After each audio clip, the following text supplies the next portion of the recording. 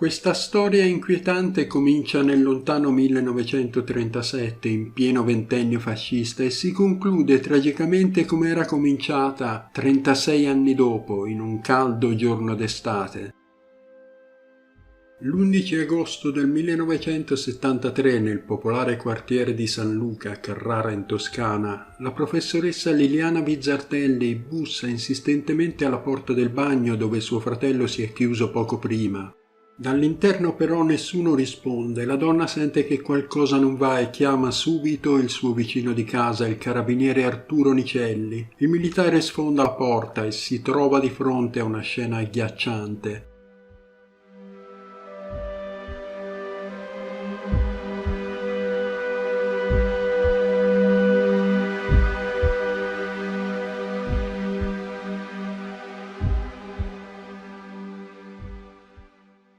Il fratello della donna era sdraiato sul pavimento in un lago di sangue, si era ferito a un braccio e alla gola con un coltello per poi lasciarsi morire dissanguato, una morte lenta e dolorosa avvenuta qualche ora prima. A compiere i rilievi del caso viene chiamato il maresciallo dei carabinieri, Ciro Intermite. La notizia arriva in un lampo sulle cronache locali e cominciano a emergere i primi dettagli della vittima.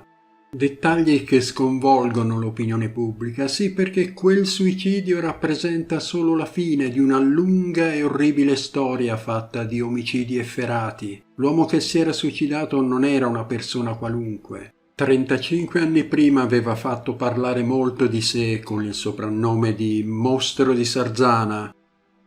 Il 4 gennaio del 1937 era il primo giorno di lezioni dopo le vacanze di Natale al collegio Casa delle Missioni, una struttura gestita dall'Ordine di San Vincenzo de Pauli. Alcuni studenti stanno percorrendo il lungo corridoio che porta all'ufficio della direzione quando improvvisamente riecheggiano degli spari. Un uomo con il volto coperto da una sciarpa e da un cappello esce continuando a sparare dall'ufficio del direttore. Uno degli studenti resta ferito. Durante la fuga l'uomo incrocia Don Andrea Bruno, il portiere del collegio, e gli spara al torace da distanza ravvicinata. Quando il personale arriva sul luogo, lo sconosciuto ha fatto perdere le tracce. Per il direttore Don Umberto Bernardelli non c'è più nulla da fare, lo trovano a terra dietro la sua scrivania. Da un cassetto lasciato aperto manca una grossa quantità di denaro. Prima che venga portato in ospedale, i carabinieri interrogano Don Bruno, il portiere rimasto ferito. L'uomo, seppur a fatica, riesce a descrivere l'abito marrone dello sconosciuto prima di morire. Nelle vicinanze del collegio vengono trovati la sciarpa e il cappello indossati dall'assassino. Sul caso indaga il giudice istruttore Scala di La Spezia, che interroga le due persone presenti nell'ufficio poco prima dell'omicidio. Si tratta di un prete e uno studente squattrinato fuori corso. Dopo un lungo interrogatorio il primo viene escluso dalla lista dei probabili colpevoli, mentre il 34enne studente Vincenzo Montepagani viene rinviato a giudizio e processato in quel di Milano. Dopo un dibattito durato una decina di giorni l'imputato viene assolto per non aver commesso il fatto. La polizia deve ricominciare tutto da capo quando, poco dopo la mezzanotte, tra il 19 e il 20 agosto del 1938, un duplice omicidio a Sarzana richiama tutta l'attenzione nazionale sulla piccola cittadina ligure. Il 21enne barbiere Livio Delfini e il 23enne tassista Bruno Veneziani vengono freddati per strada con una pistola calibro 9. La famiglia Delfini ha un passato non molto chiaro, soprattutto per l'attività della madre che, secondo gli investigatori, gestirebbe una casa di appuntamenti. Tra gli abitanti molti cominciano a pensare che tutti gli omicidi siano collegati, compreso quello del collegio. Se così fosse, Sarzana sarebbe soltanto in apparenza una tranquilla cittadina di provincia. Un ex prete e la sua amante vengono interrogati, entrambi sono in difficoltà economiche e lui in passato è stato coinvolto in piccole truffe. Alla fine però riesce a fornire gli alibi per le date di tutti gli omicidi. Quello che la polizia non sapeva era che la scia di delitti non era ancora finita. Il 29 dicembre del 1938 un pensionato impiegato nelle pulizie all'archivio notarile del Palazzo della Finanza in via Regina Elena vede uscire un rivolo di sangue da sotto il portone. Dà subito l'allarme, una verifica all'interno della stanza permette di scoprire il cadavere del 75enne Giuseppe Bernardini. L'uomo è stato assassinato a colpi di ascia, l'ultimo dei quali inferto con una tale violenza da impedire all'assassino di poter estrarre l'arma dal cranio della vittima. Esattamente 7 colpi avevano messo fine alla vita del povero Bernardini, come stabilirà l'anatomopatologo professor Pardi. Nei locali dell'ufficio del registro gli investigatori trovano alcuni attrezzi abbandonati, tra cui un cacciavite. 2 delle 3 cassaforti sono aperti e ad aprirle sembrano essere state le chiavi originali. Secondo la polizia la vittima avrebbe sorpreso il ladro durante il tentativo di furto per poi essere ucciso. Viene convocato immediatamente il titolare del registro, Guido Vizzardelli. La somma mancante è di 12.949 lire e 35 centesimi.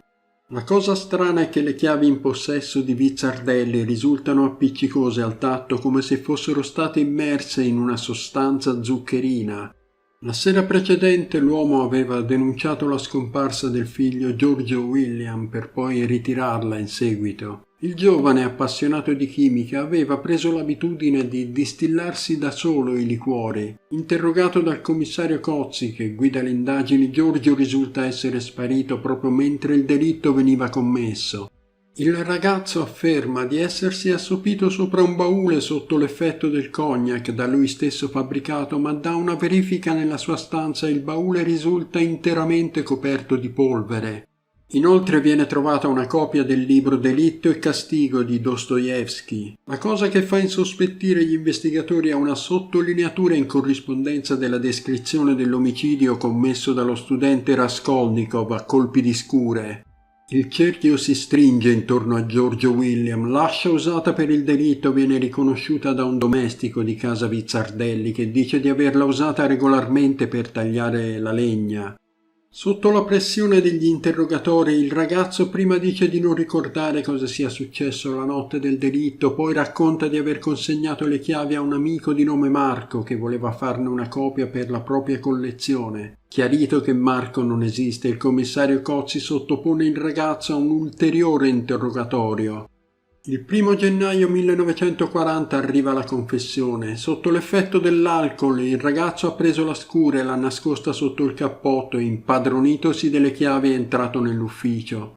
Aperte 2 casseforti su 3 ha ucciso il guardiano che lo aveva scoperto ed è fuggito. E il movente? Impadronirsi di una somma di denaro sufficiente a finanziare la propria fuga via mare in America, la terra, sostiene, in cui un uomo come Al Capone viene considerato un eroe. I soldi vengono ritrovati su indicazione dell'aspirante gangster in un involto nel camino e nelle canne di 2 biciclette. Il figlio del titolare dell'ufficio del registro frequentava la scuola di avviamento presso il collegio del direttore Don Bernardelli. Solo ora gli investigatori capiscono il significato delle 2 parole pronunciate dal portiere qualche secondo prima di morire: avviamento e registro. Il commissario Cozzi interroga Giorgio William il 4 gennaio del 1940. Il giovane dichiara di essere stato vittima di un eccesso di severità e per questo motivo avrebbe deciso di introdursi di notte all'interno del collegio e di aver imbrattato i ritratti del duce e del re, oltre ad aver danneggiato alcune mappe.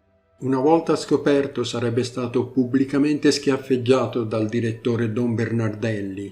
Quell'episodio lo avrebbe convinto a mettere in atto una vendetta. Dopo aver acquistato una sciarpa e un cappello e essersi fatto prestare una pistola da un amico, aveva fatto irruzione nell'ufficio del direttore. L'uomo, pensando si trattasse di una rapina, gli aveva consegnato la busta dei soldi, ma non era bastato a salvargli la vita. I colpi di pistola sparati con rabbia dal giovane lo avevano ucciso. In seguito l'assassino avrebbe ammazzato anche il custode perché lo aveva riconosciuto dopo che la sciarpa era scivolata fino a scoprirgli il volto. Poi avrebbe gettato l'arma e i soldi in un canale dove la pistola fu ritrovata, mentre del denaro non c'era traccia.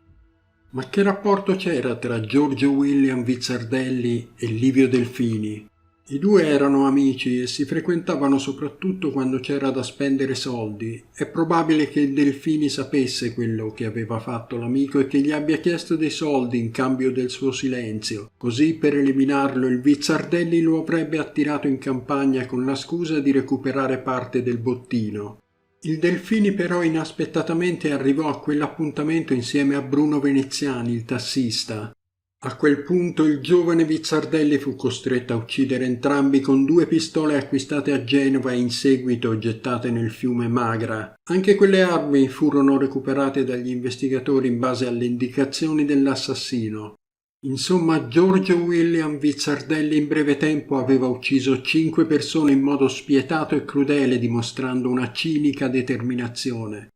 La cosa fece particolarmente scalpore all'epoca perché aveva solo 14 anni.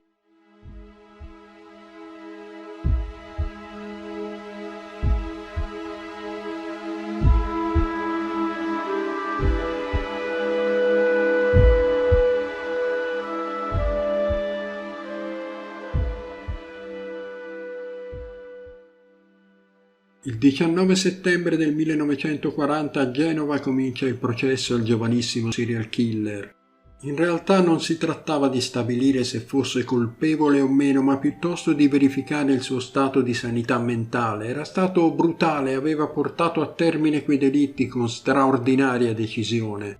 Nel corso del dibattimento emerse che il giovane aveva accorciato il manico dell'ascia con cui aveva ucciso Giuseppe Bernardini.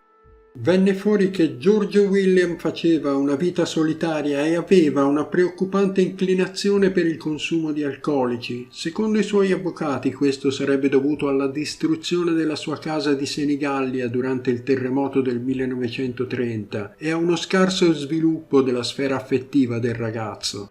La giuria però non crede alle parole dei legali del Vizzardelli e lo considera sano di mente, solo la minore età lo salva dalla fucilazione. Durante il processo i giornali si scatenano usando espressioni come lupo furioso, oppure dotato dalla natura ad essere portatore di morte, e lui non fa niente per migliorare la sua immagine. Chi va a rubare deve poter difendersi, dichiara, e come minorenne non mi possono condannare a morte e per morire c'è sempre tempo. Il 23 settembre 1940 il ragazzo viene condannato in primo grado a 167 anni e a 4 mesi complessivi di reclusione, oltre a una multa di 8.888 lire. La pena verrà in seguito confermata in secondo grado il 15 gennaio 1941 e in appello a Roma il 2 maggio dello stesso anno. Insomma, Vizzardelli a questo punto è il più giovane ergastolano d'Italia. La sua vita in prigione è difficile, almeno inizialmente. Dal carcere di Genova viene trasferito a quello di Pianosa, dove riprende gli studi e riesce a diplomarsi. Torna a Genova nel 1948, dove partecipa a un tentativo di evasione fallito che gli costa il trasferimento a Pianosa per la seconda volta. Poi il suo atteggiamento in carcere cambia, diventa un detenuto modello, inizia a leggere Shakespeare e i romanzi russi. Soffre di tubercolosi nel periodo in cui lo trasferiscono nel manicomio criminale di Reggio Emilia, forse per un errore giudiziario. Nel frattempo il commissario Cozzi si interessa al suo caso e si attiva per favorirne il reinserimento nella società.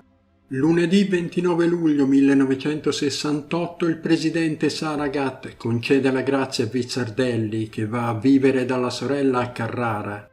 Segue assiduamente televisione e giornali e va una volta alla settimana a firmare nella caserma dei carabinieri. Poi il 23 luglio del 1973 scade il periodo di libertà vigilata e lui è finalmente libero, manca ormai un mese al compimento del suo 51esimo compleanno. Una sera d'agosto, mentre è davanti alla televisione, il telegiornale dà la notizia dell'arresto di Elmer Wayne Hanley, un uomo che ha ammesso di aver ucciso 30 persone con l'aiuto di un complice. Quel tragico fatto è successo negli Stati Uniti, nella terra dove Al Capone era considerato un eroe, secondo Giorgio William Vizzitelli. Il giorno dopo si chiuderà in bagno e metterà fine alla sua vita, guadagnando per l'ennesima volta le prime pagine dei giornali.